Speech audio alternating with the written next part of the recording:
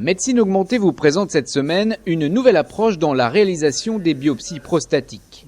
À l'hôpital privé d'Antony, en région parisienne, pour la première fois en France, ces prélèvements sont réalisés sous IRM grâce à l'utilisation d'un robot.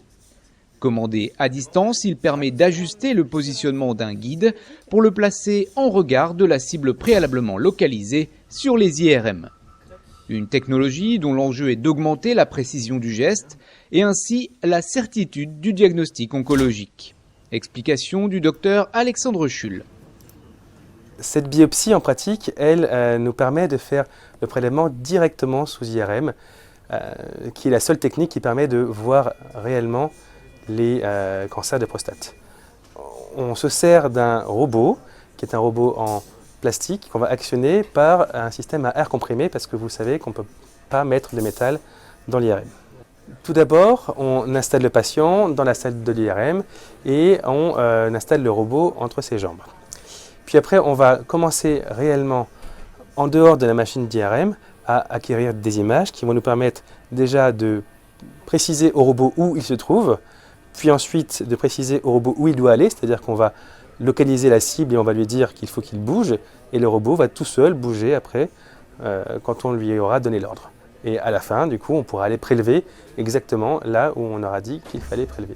Jusqu'à présent, les biopsies sont réalisées en échographie et il y a plusieurs artifices qui nous permettent de cibler l'anomalie en échographie qu'on a vue en IRM, mais il y a forcément des petits défauts et des petites erreurs de recalage qui nous empêchent du coup d'avoir une certitude diagnostique que là on a pour les biopsies sous IRM. On est plus efficace, plus précis, et l'anomalie qu'on a vue en IRM du coup est directement prélevée. Soit c'est négatif et donc l'anomalie n'est pas un cancer et donc du coup tout va bien, soit c'est positif et l'anomalie est un cancer et on peut traiter le patient, il n'y a plus de doute. Pour l'instant, nous sommes en train de mener une étude pour savoir s'il est possible ou pas de se passer des biopsies systématiques au nombre de 12 actuellement qui sont nécessaires en France. Donc actuellement, nous réalisons à la fois des biopsies systématiques au nombre de 12 et des biopsies ciblées 2, 3, 4 selon la taille de la cible directement dans l'IRM. Et à terme, j'espère qu'on pourra, comme dans certains pays, se passer dans un certain nombre de cas des biopsies systématiques.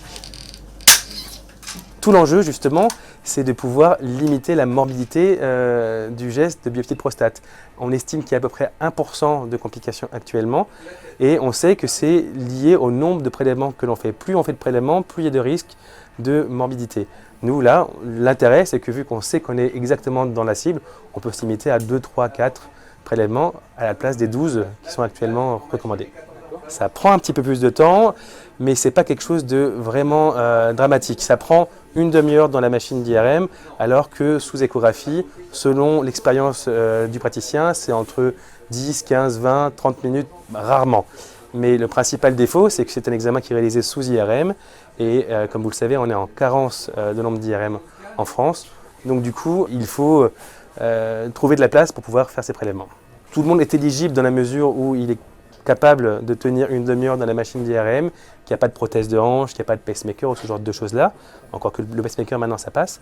Mais le principal intérêt, et c'est ce qu'on est en train de démontrer, c'est que ça restera quelque chose de proposé pour les patients qui ont des petites cibles difficiles à atteindre en échographie. Évidemment, quand il y a un gros cancer, c'est superfétatoire de proposer ça. Là, en gros, nous, on s'oriente vers des cibles entre 10 et 15 mm qui sont localisées plutôt à l'apex prostatique, qui est un endroit qui est difficile à les cibler en échographie et pour lequel en IRM ça pose aucun problème.